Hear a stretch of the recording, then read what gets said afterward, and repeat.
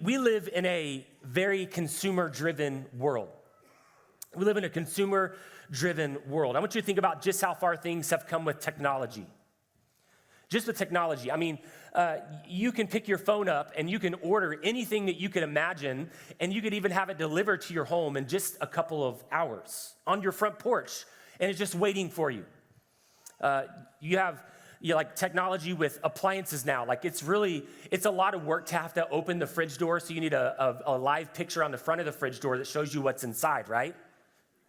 I mean, it's really difficult at this life that we live. We are consumers in this world, and one of the biggest areas that we see the consumer mentality is in the area of vehicles. Now, there are some really cool features that vehicles have. I have always driven old cars, so I don't get to enjoy any of these features that I'm going to talk about, but we can dream for a moment, can't we? And if you ever see me start preaching the prosperity gospel, then you know I'm trying to get a new vehicle, right? So here it is. Here's a couple of the unique features that you're going to have in cars now. There are some cars that have hand gesturing, meaning that you can flick your wrist up and down and it will turn the volume or the temperature down because it's really hard to push the button, right? In some Bentley car models, you can pay an extra $144,000 to have a gold Breitling watch installed on the dash. And who doesn't need that? In some Audi and Fiat cars, there's an option to have an espresso machine in your car.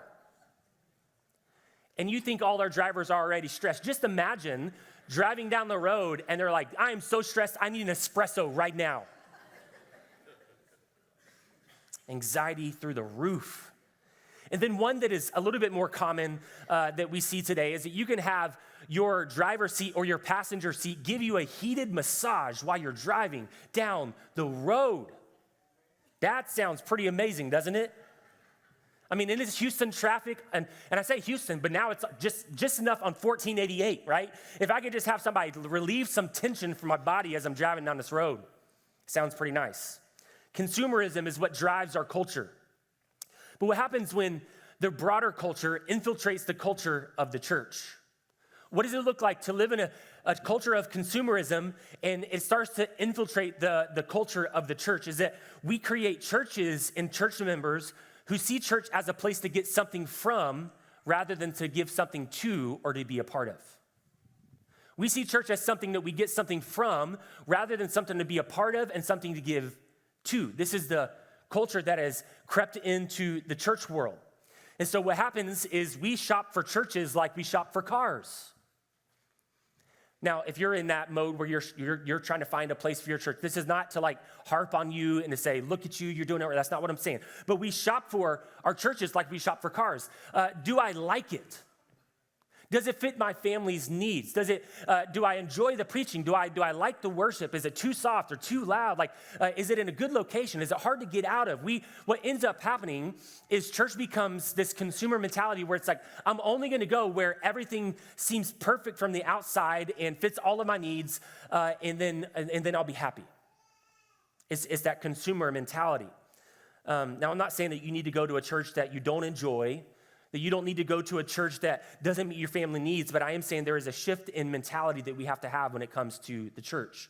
We can't allow consumerism to drive what we are doing in the church. And so today, I want to talk about how we can go from consumerism to active participation in the church. How do we go from consumerism to active participation in the church? 1 Peter chapter 4, and we're going to read verses 7 through 11. Verses 7 through 11. Let's see what Peter says in his letter here. It says, the end of all things is at hand. Therefore, be self-controlled and sober-minded for the sake of your prayers. Above all, keep loving one another earnestly, since love covers a multitude of sins. Show hospitality to one another without grumbling. As each has received a gift, use it to serve one another as good stewards of God's varied grace. Whoever speaks is one who speaks of oracles of God. Whoever serves as one who serves by the strength that God supplies, in order that in everything God may be glorified through Jesus Christ. To him be the glory and the dominion forever and ever. Amen. It's the word of God. In this passage, Peter's giving us some instructions on what does it look like to live in light of the imminent return of Jesus? He's giving us these instructions. He says, listen, the end of time is near. It is almost here. And so if it is near and Jesus is coming back again, then you as followers of Jesus, this is how you are to live your life. Not to live fearful of his return, not to live this left behind kind of mentality where it's like around every moment, around every corner is this boogeyman that is going to leave you behind. And if your mom strays away from you in the grocery store, then you are terrified that you have just missed the rapture. Some of you know what I'm talking about. That world. Live with the eternity in mind and live with the kingdom in mind. This is the call that is for us today, to live with this idea that Jesus is coming back again, and how are we to live? He gives us 4 ways that we are to live this out. He says you are to pray, you're to love, you're to be hospitable, and you are to exercise your gifts. You're to pray, love, be hospitable, and exercise your gifts. If you are a note taker in that passage, I would highlight those 4 words or phrases that you are to say. I'm going to be a person of prayer, of love, of hospitality, of exercising my gifts. This is the call of a follower of Jesus. And so how are we to do this? We need to see this in action. This is what Peter is pushing towards us. And so today our focus is going to be on the last 3 of these. To love, to be hospitable, and to exercise our gifts. Now, before we dive in, I'm just getting started, by the way. Before we dive in, just know if you are a visitor this morning at Collective and you're trying to find your church home, today's message is going to be direct. And so I want to give you that caution to those that are visiting. For those that call Collective your home, I do not apologize. This will be direct. There you go. Thank you. It's one of those steel-toe boot messages, as they used to call it in church growing up. So here's the first thing I want you to know is that serving helps us discover our God-given gifts. Serving helps us to discover our God-given gifts. Do you remember in grade school, I don't know if they still do this today because our kids are homeschooled, so every day is this in our home, but they used to do talent shows. Do they still do talent shows? Or is that not politically correct anymore because somebody doesn't win? But the talent show, you'd have some kid that's like a prodigy on a piano. They roll a piano out, and you're like, have you been playing since your mother's womb? Like, how did you do that? And then you have some kid that's really good at dance, and they like blow everybody with their dance moves. And then my favorite was always the double-jointed kid that could contort their body into crazy ways, and you're like, that's the winner, you know? Didn't take any talent. They're just born that way, and they get to win this trophy. You can tell I'm still bitter about my talent show days. Each of us in this room, we have been given gifts by God, not for yourself, but for the betterment of the kingdom and the church. You have been given gifts inside of each and every one of you that you are to use for the benefit of others, his bride, the church. And so in order for us, as we go through this series, New Year, Same Mission, in order for us to accomplish the mission that God has given our church here at Collective, it takes us being able to identify the giftings that we have inside of each and every one of us and putting those things into practice so that our church can be a body of believers, everybody serving different roles, doing different serving in different areas, and accomplishing the mission and the work that God has called us to. But the sad reality is that many in the West have not taken time to Many in the Western church have not taken time to understand or to develop the giftings that they have inside of them. People have gone to church for years and never even identified what the gifting is inside of them, because what we equate gifting to is, can you sing or can you preach or can you play an instrument? And there is so many other things that God has gifted in each and every one of us. Like if our church is nothing but a church of teachers and preachers, then it is going to be the worst church in the world. You know why? Because it's going to be nothing but people are going to be correcting. People are going to be, very, what do you call it? Mean. Right? They're always going to have an opinion. Like that would be the church if everybody was a preacher, but that's not the call for everyone. Not everybody is gifted with musical ability. Some of you are not gifted with vocal ability.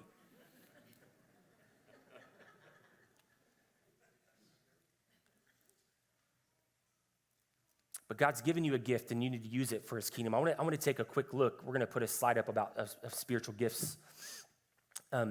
Romans 12 and 1 Corinthians chapter 12, there's really there's some other places, but they're really the two main kind of homes for the gifts, spiritual gifts and gifts of the Spirit. Just as a warning, I'm not going to give you a comprehensive study on spiritual gifts this morning. I'm going to ask you to take a picture of that, and I want you to go study it yourself. Because that is what an everyday follower of Jesus does. They don't just take their pastor's word for it. They go study themselves. Amen? The biggest difference between these two gifts, some are called helping gifts, and some are called gifts of the Spirit. And I'll give you some examples. The helping gifts, you don't have to really work at these. Like these are things that God has placed inside of you in your DNA. That it just comes natural to you. If you know an encourager, somebody has a gift of encouragement, it's like they encourage people when they probably shouldn't be encouraging people. You know what I'm talking about? Like they're always telling somebody like, man, you did so good today. And the other person's like, not really. It flows out of them. They're just an encouraging person. Some of you, in this twisted, demented way, your brain thrives on spreadsheets. You have the gift of what? Administration. You love it. They're like, there's a spreadsheet for everything. And then you have people like me that your brain hurts just opening up Google Sheets. Anybody with me on that? Spreadsheets are for boring people. Let's live life on the edge.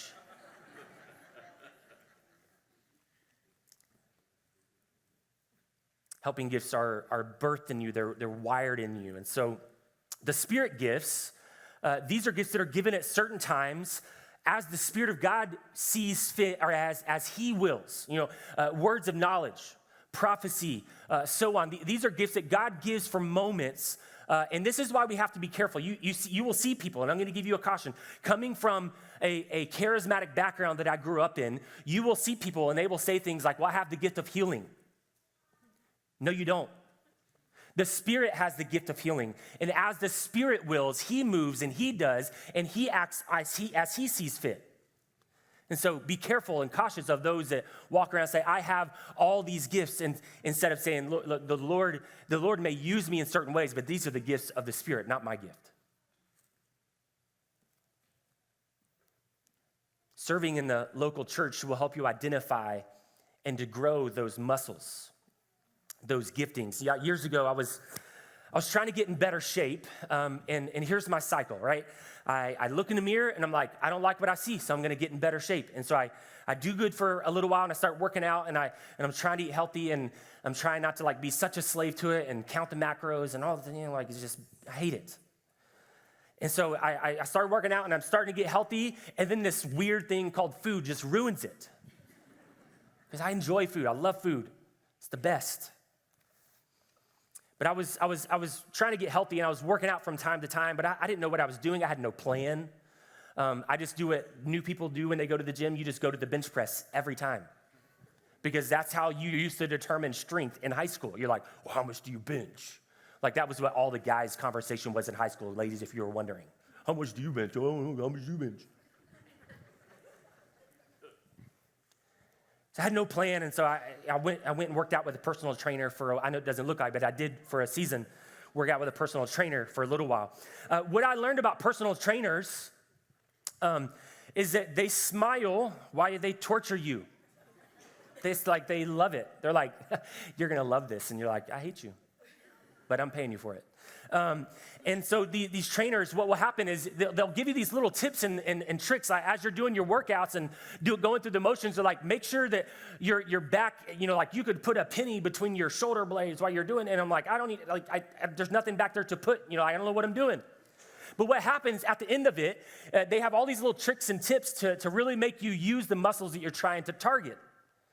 And you know this because after a couple of days of working out with a personal trainer, you feel those muscles that you didn't even know existed in your body. Anybody ever done that before? You're like, yeah, I got out of bed this morning and I still feel it. You sometimes don't even know the muscles that you have, these gifts that you have. And when we serve, we start to identify the giftings that are inside of them. We're like, I get really fired up about greeting people at the door. Some of you, like that, you just wake up on Sunday morning, you're like, I can't wait to smile and hug people that don't like to be hugged. Like it just, you thrive on it, right? Like that is the life, like God has gifted you this hospitality gift, and you love to do that. Some of you wake up on Sunday morning, it's like, I can't wait to hold those babies and change diapers because it's the best thing in the world. And everybody else is like, why would you sign up for that? Right? You have these giftings and you identify them as you go. As Peter says, we are to exercise our gifts, to grow our gifts. Ephesians chapter 4, verses 11 through 12. It says, and he gave the apostles, the prophets, and the evangelists, the shepherds, and the teachers, and verse 12 is the key, to equip the saints for the work of the ministry, for the building up of the body of Christ. The work of the church staff is not to do the work for everyone, but the work of the church staff is to equip the body of Christ to do the work of the ministry. Now, I want to give some clarification here. There is a role for paid staff in churches. I am a full-time staff member here at Collective. I don't want to give you the impression that like I do this just for the fun of it. I would, and I would go get a regular job, but I know that this is what God has called me and created me and gifted me to do. There is a role for paid staff, but the paid staff should always be hardworking and good stewards of what God is asking them to do. And to be honest and to be really transparent, we have way too many lazy paid staff in churches across our world. They get really comfortable, but I want you to be able to rest well tonight knowing that your staff at Collective works really, really hard. We make sure that we are being good stewards of what God has entrusted us with. But the reality is in that, the staff cannot fill all the roles that we have and meet all the needs that we have in our community. And according to Paul, our role is to equip you because you have a gift. Because you have something inside of you that says, I was created for this. Why? For the work of the ministry. And whether you're serving at the front doors or you're serving in a kids class, it doesn't matter what role you serve, you are doing the very work of the ministry. Ministry does not happen just on a stage or with a microphone or with an instrument. It happens from the moment people drive onto our parking lot. And so you're doing the work of the ministry. God has gifted you and placed you here at Collective for a purpose and for a reason, and we're encouraging to use those things. Number 2 is that serving is the remedy to consumerism. Serving is the remedy to consumerism. So how do we, when we talk about changing mindset, or we talk about changing culture, this is something that is very difficult to do. Anybody that has led a business, an organization, a department, you know that changing culture in a department or organization, it's not a quick process, is it? It's like turning a ship. It takes a long time to make a big, wide turn. It can be challenging because it's something that it is ingrained in us from a very young age, this idea of consumerism. You know, we just came out of the Christmas season where marketing is screaming at us. You know, the ads are filling up our news feeds and ads on TV and all the things and are telling us if you don't buy these things, then you're missing out, right? I mean, things like if you really love your spouse, you're going to buy them a brand new Lexus with a big red bow sitting in the driveway.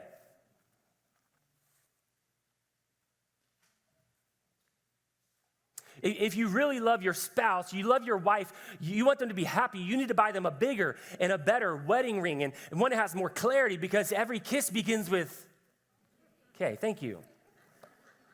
This is consumerism.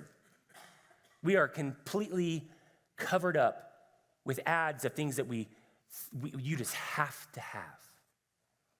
Are those things bad? No. You want to buy your wife or spouse a new car? Great.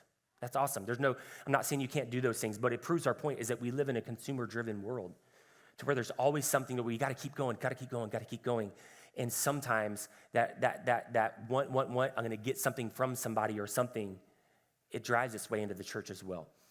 Ronald Rolheiser says it this way, is that our lives become consumed with the idea that unless we somehow experience everything, travel everywhere, see everything, and are a part of a large number of people's experience, then our lives are small and meaningless. Social media can be a great thing, but it can also create angst and anxiety in us because you see what other people have or they're doing or they're experiencing.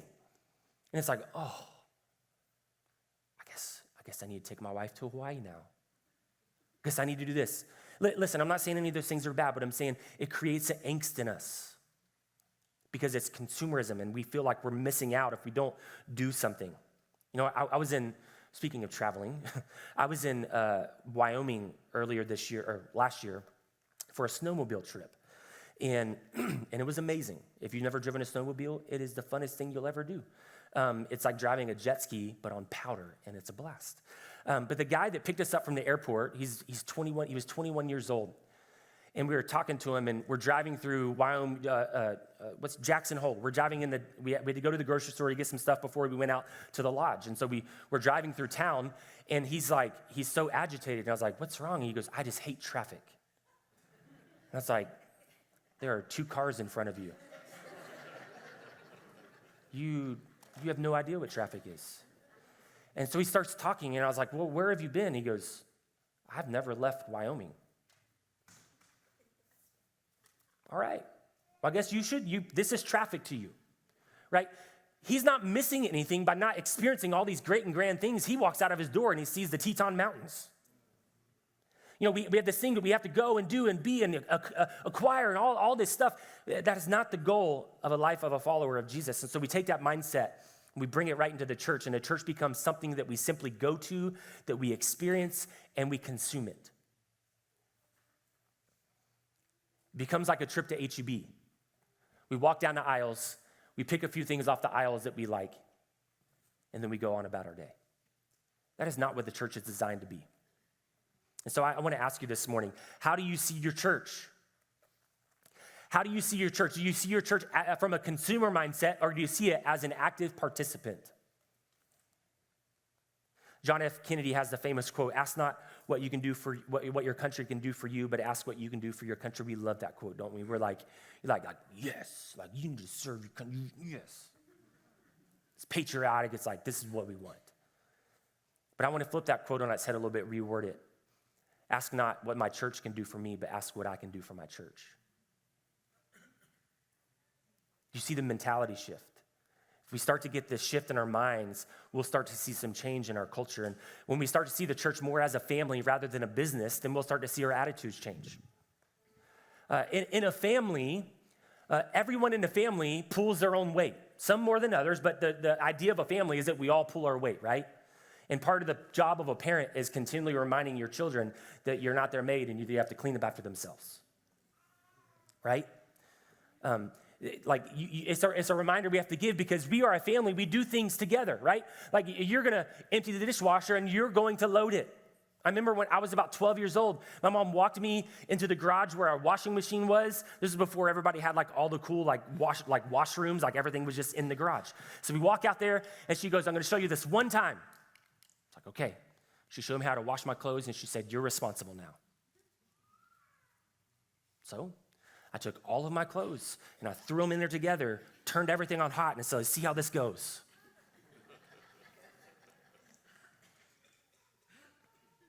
I did that for a long time. I even did it at a few of Lindsay's things that ended up, they looked like baby dresses. I didn't know you're supposed to like pull things out and some things air dry. Who buys things to air dry?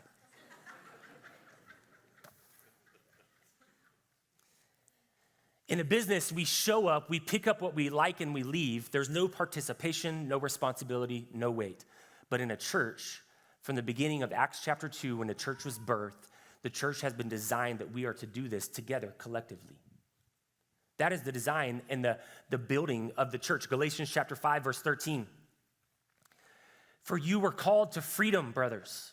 Only do not use your freedom as an opportunity for the flesh, but through love," what? "Serve one another." Remember one of the phrases that Peter uses in his passage. He says, "Be hospitable." We want to push back on the culture of consumerism. We got to stretch this muscle of serving and hospitality. We have some incredible people that serve all across our church family, that serve well and with excellence. And they when you drop your kids off at the Collective Kids, there's a smiling face receiving your child on Sunday mornings. Somehow, there is coffee and donuts every Sunday morning. And they just show up like manna from heaven. Somebody is doing that role and doing an incredible job wherever you are, Miss Mandy. When you walk through the doors, there's somebody smiling, greeting you, and giving you a hug. When you go to the restroom, there's toilet paper in there. Somebody is doing that role. You get the point, don't you? Here's what I want you to hear, is that if you call Collective your home and you are not serving, you are robbing yourself and your church family from a blessing.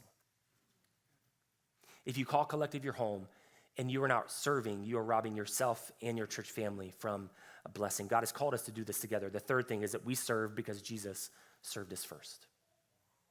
We serve because Jesus lays this example for us. Again, in Peter's words in 1 Peter, we are to love others. And remember the context in which this main passage in 1 Peter is. In light of the return of Jesus, that he's coming back again, you are to love people well. When we love well, we will serve well. And when we realize the love that Jesus has poured out on us, we will see others through his eyes and not through our own. We'll begin to see there's an opportunity, and I want to be a part of meeting that opportunity. I want to look at Jesus' example here. This is one of the most powerful examples in John 13.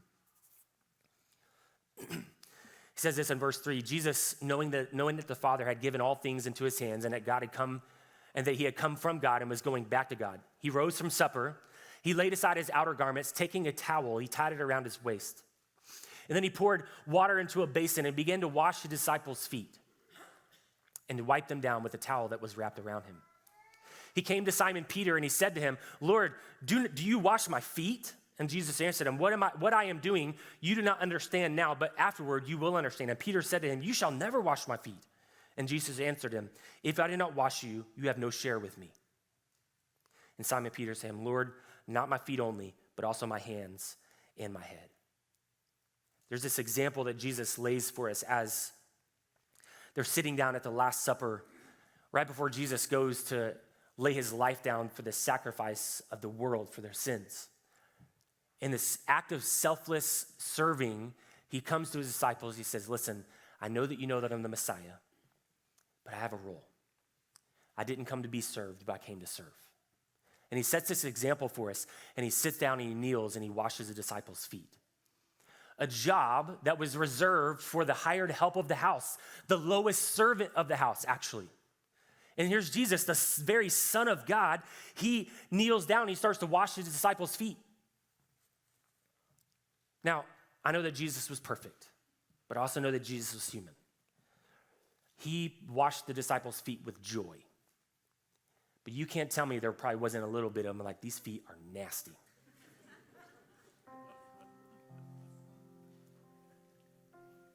Like, I grew up charismatic and we did foot washing services like once a year. We don't do those here. I'll serve you. I ain't touching your toes.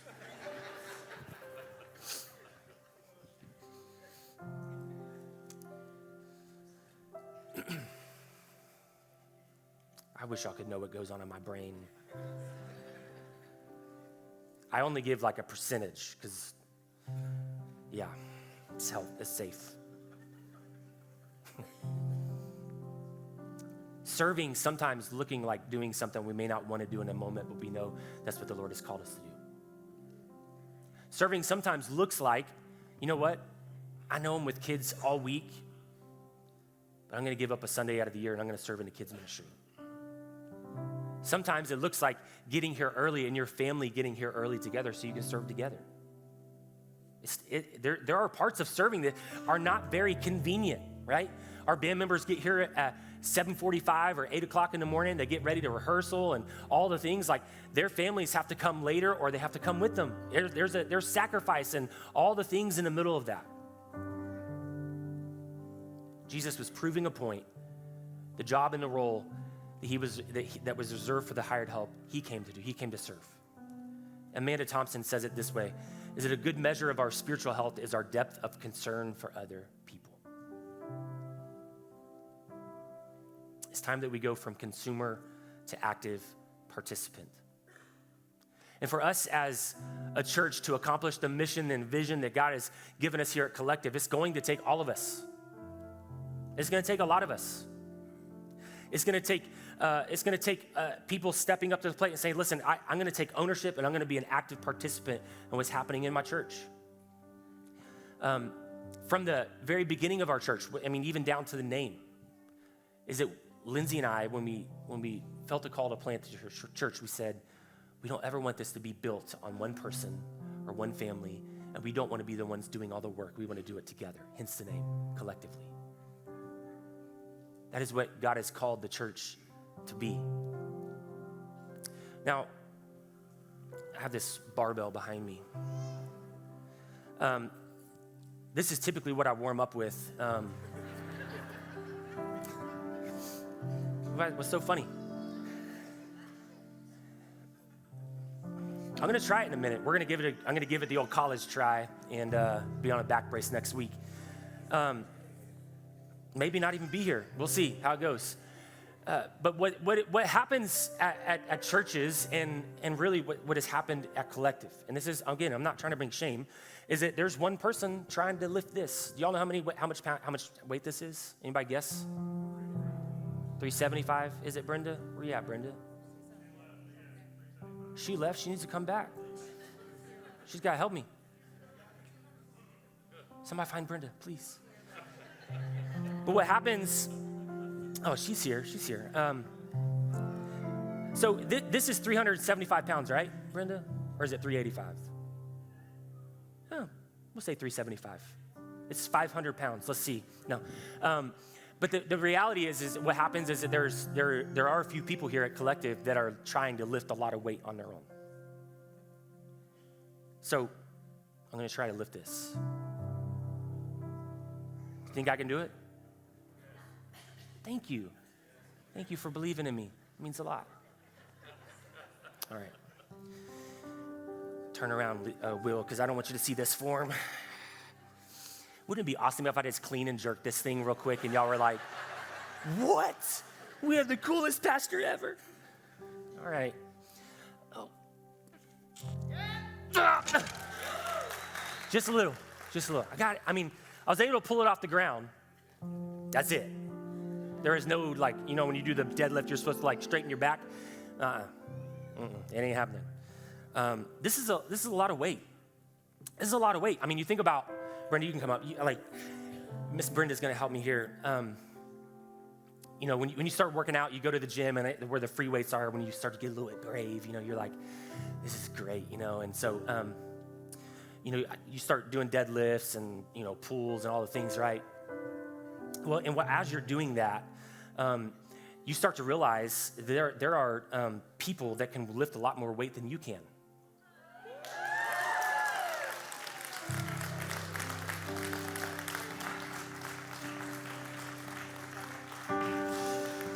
Even women.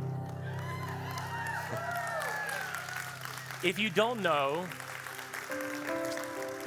Miss Brenda does strong women competitions, and she's actually won nationals before and worlds twice.